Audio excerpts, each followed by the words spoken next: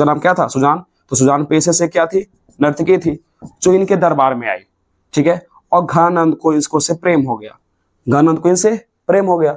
जाओ कहानी खत्म, आगे बढ़ाते हैं हम लोग। घनानंद को इनसे प्रेम हो गया, प्रेम तो हो गया, लेकिन अब प्रेम है तो टकरार तो होबे करेगा।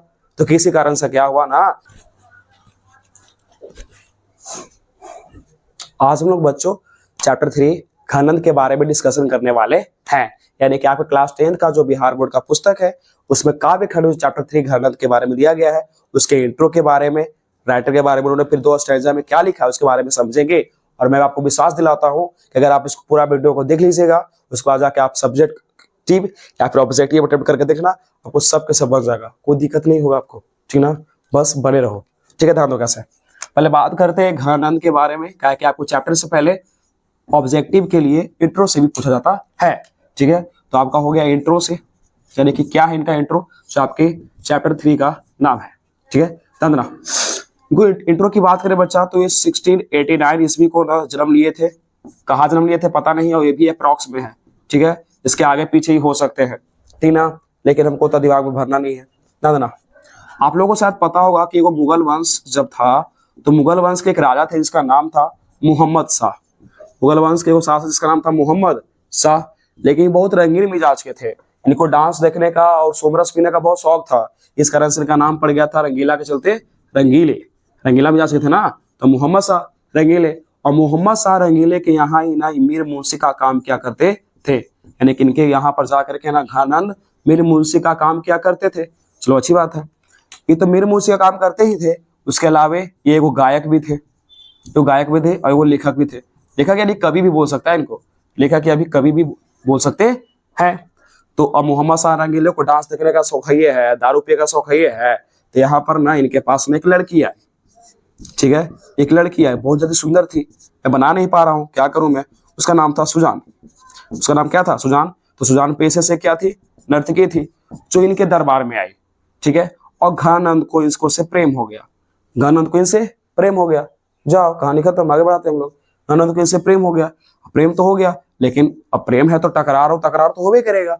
तो किसी कारण से क्या हुआ ना कि दोनों के बीच में ना किसी कारण से कोई विवाद हो गया, विराग हो गया। और विराग होने के चलते ये क्या हुआ ने घनानंद कि भाग गए वृंदावन के जंगल में। मान लो कि वृंदावन की कोची है, जंगल है, ठीक है। तो वृंदावन के जंगल में ही छक्का करके चल के भाग गए, और भाग करके ना वहीं पर रो रहे हैं और मार अपनी थी कुछ न कुछ पुस्तक पर रच रहे हैं, ठीक है। इधर भागल है। तखनिए क्या हुआ ना कि वो नादिर शाह नाम के लुटेरा था भारत का, आपको शायद पता होगा, देखो इमेज बन रहा फोटो, ठीक ना। तो नादिर शाह नाम के एक लुटेरा था भारत का, वो क्या हुआ ना कि मोहम्मद शाह रंगीले पर अटैक किया, ठीक है। उसको तो पता चला कि इनके पास घनानंद नाम के ना अति भी है, कुछ मीर मुंशी भी है। तो फिर क्या किया ना कि अटैक करने के बाद इसके पास तो बहुत सारा सामान छीन के लेके गए किए थे, कोहिनूर हीरा, मयूर सिंहासन। उसके बाद ना बाद में खोजते खोजते वृंदावन के जंगल में पता चला कि घनानंद यही है जो इसका मीर मुंशी का काम करता था, ठीक है। तो क्या किया ना कि जो नादिर शाह के जो सैनिक थे घनानंद से मांग रहे थे, देखो ऐसे जर, समझ मत के जर जर जर जर जर जर मतलब होता है सोना, यानी कि 3 बार सोना मांगा। कोई सैनिक गया हो ऐसे बोला जर जर जर, तो घनानंद को गुस्सा आ गया, एक तो हमारा ब्रेकअप हुई है, इधर हम बैठ कर रोई थी और तू आके हमरा से ऐसे करी थे, ठीक है। तो इसका को उल्टा कर दिए, रज रज रज रज मतलब होता है धूल, ठीक ना। नीचे से धूल उठाए, अगर हाथा पैसे किए रज रज रज।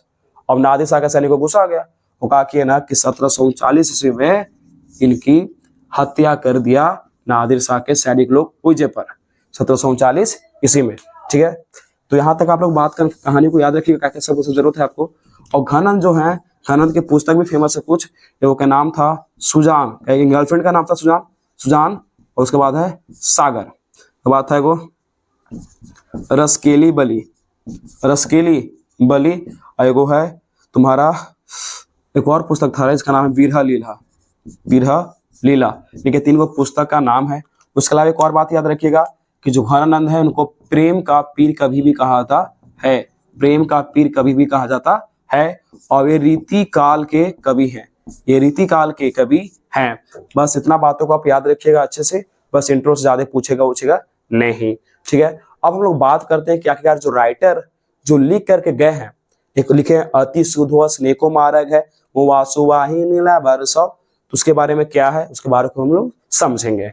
ठीक है, तो मिलते हैं।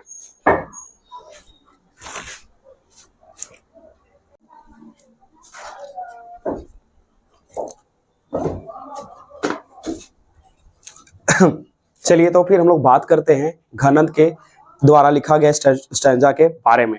ठीक है, कि घनानंद लेखक ने हम लोग को क्या बताया है इसके बारे में, जहां समझना बातों को और दिमाग में भरना, अच्छा से एकदम प्यार से समझना। पहले लिखा हुआ पहला का स्टैंजा का नाम अति शुद्धो अस्नेको मार्ग है। ठीक है, देखो ध्यान से, अति मतलब होता है सबसे, शुद्धो मतलब होता है एकदम सीधा यानी कि सरल, स्नेह मतलब होता है प्रेम, और मार्ग मतलब होता है रास्ता। अगर बात करें तो प्रेम का जो मार्ग होता है वो सबसे सीधा और सरल होता है, जो प्रेम का मार्ग होता है सबसे सीधा और सरल होता है। अब इसके बारे में लेखक ने क्या कहा था आप देखते हैं। लेकिन पता है इसको ना गाना की तरह पहले गाते हैं। ठीक है, मेरे साथ पीछे से बोलना, क्योंकि आपके एग्जाम में आता है कि यहाँ से यहाँ तक कहाँ से लिया गया है या फिर इसके लेखक कौन है, तो वो भी तो होना चाहिए, कंप्लीट होना चाहिए ना। चलो बोलो।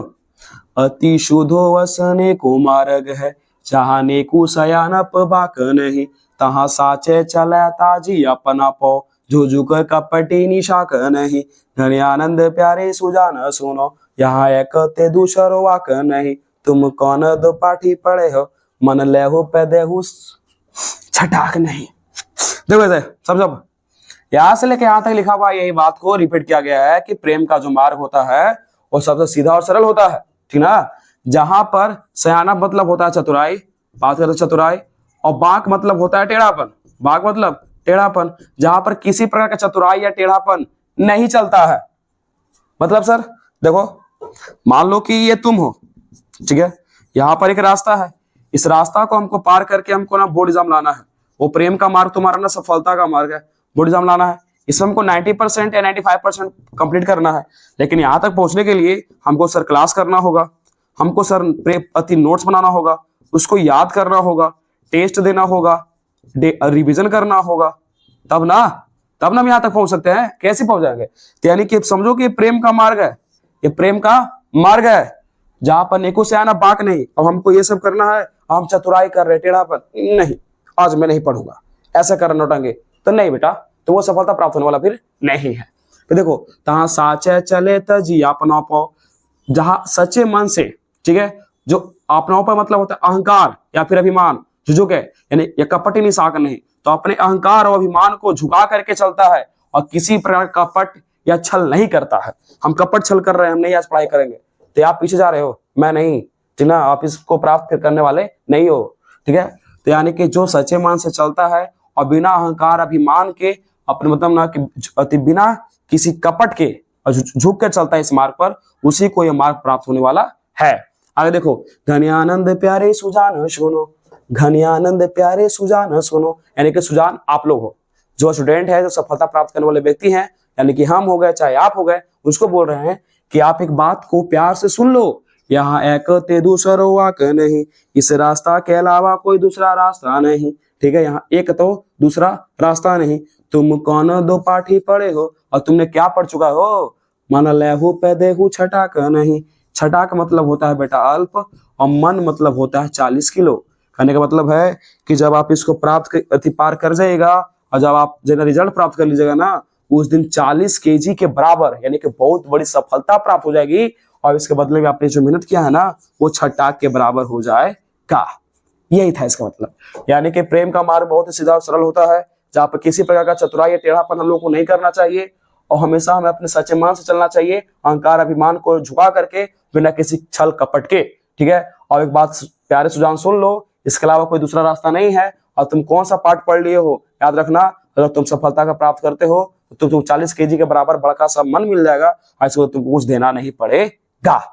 That's all. ओके, ये था पहला वाला। एक बात याद रखना, जितना अच्छा समझाया वो ना समझाने वाला कोई नहीं है। ठीक है, इसके बाद हम लोग सेकंड के बारे में चर्चा करेंगे। ओके, तो बस तुरंत मिलते हैं सेकंड वाला स्टैंजा में।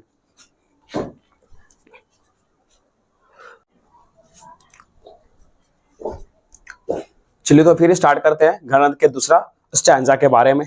इसमें तुम लोग को बताया ना मैंने कि घनानंद की गर्लफ्रेंड थी जिनका नाम था सुजान, तो सुजान पर इन्होंने लिखा है। ठीक है, और बादल का सहारा लिया है। कैसे कैसे, देखते हैं ऐसे ऐसे, देखो इसका नाम है मो आसुवाहिनी लै बरसो, ठीक है। मो माने कि मेरे, और आंसू को ले जाकर बरसो, मेरे आंसुओं को ले जाकर के बरसो। तो क्या है सर, समझेगा सर, याद करो बताया था कि इनकी एक गर्लफ्रेंड थी, ठीक है। मान लो कि इनकी गर्लफ्रेंड है, ये है, गर्लफ्रेंड से ब्रेकअप हो गया था, दोनों के बीच में विवाद था, तो इसके लिए रो रहे थे, वही परी है, ठीक है। लेकिन पहले समझना, आप लोगों ने कभी वाटर साइकिल पढ़ा होगा कि मान लो कि ये घर है, कितना गंदा सा घर बना, मान लो कि ये घर है, ठीक ना, ये घर है, यहाँ पर पेड़ है, ठीक है। ओहो, सही सुनाता हूँ, मान लो कि यहाँ पर एक घर है बच्चा, ठीक है, और यहाँ पर ना कुछ ये पेड़ है, और यहाँ पर मान लो कि ये समुद्र है, तो यहाँ से पानी उठता है ना, उठने के बाद यहाँ बादल बनता है, और यही बादल आकर के यहाँ बरसता है, और बरसने के बाद क्या होता है, जो बादल है समाप्त हो जाती है, ठीक है। लेकिन इसका जो पानी जो बरस जाता है, वो पानी क्या होता है कि हम लोग को काम आता है, जीव जंतु को काम आता है, पेड़ पौधों को काम आता है, लेकिन हम लोग इस सब के बदले भी बादल को कुछ देते तो नहीं है, नहीं देते है ना, है? तो ये सब बता क्यों रहे हैं सर, देखो ना, पर काज ही देखो धारी फिरो, पर काज ही मतलब होता है, ध्यान देना, किसी दूसरे के लिए देह को धारण करते हो और फिरते हो, किसी दूसरे के लिए, पर काज ही किसी दूसरे के लिए देह को धारण करके फिरते हो।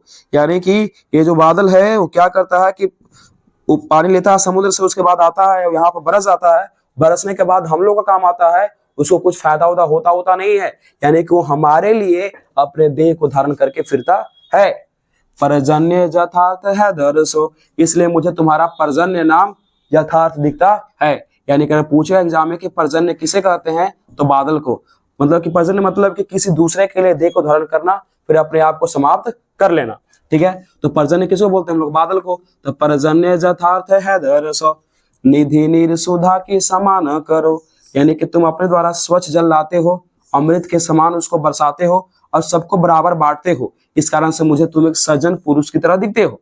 यानी कि आप एक सज्जन पुरुष हैं कि किसी दूसरे के लिए देह को धारण करते हैं और धरती पर बरसते हैं, इसलिए आपको सज्जन कहना मुझे अच्छा लगता है। और आप एक पर्जन्य हैं, पर्जन्य यानी किसी दूसरे के लिए देह को धारण करते हैं और फिर अपने आप को बाद में समाप्त कर लेते हैं।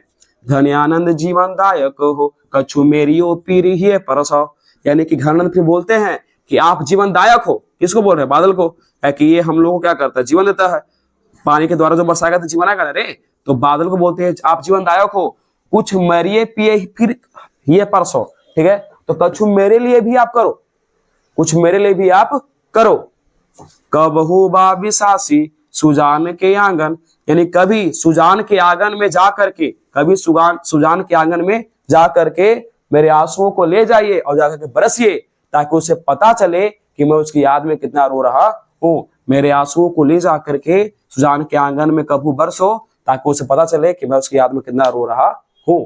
ठीक है, हमें याद रखना बच्चा, पर्जन्य कहते किसको है, बादल को। बादल को सजन भी कहा गया है और जीवनदायक भी कहा गया है, क्योंकि ये क्या होता है ना कि अपने द्वारा जल को बरसा करके समाप्त कर लेता है, ठीक है। और फिर इसलिए क्या कर रहे थे कि सुजान के आंगन में, यानी कि गर्लफ्रेंड के आंगन में जाकर के बरसने के लिए बात कर रहे थे। मैंने आपको पूरा समझा दिया। अब आप चाहे तो जा करके ना कहीं मॉडल पेपर से या प्रैक्टिस पेपर से ना आप अटेंड करना, आपको सबके सब बन जाएगा। ठीक है, मिलते हैं किसी अगले नेक्स्ट वीडियो में, तब तक के लिए बाय। अगर अच्छा लगा होगा तो आप लाइक कर सकते हो, ये अच्छा लगेगा मुझे भी, ठीक है, ताकि मैं और वीडियो को शूट कर सकूं। Okay, bye.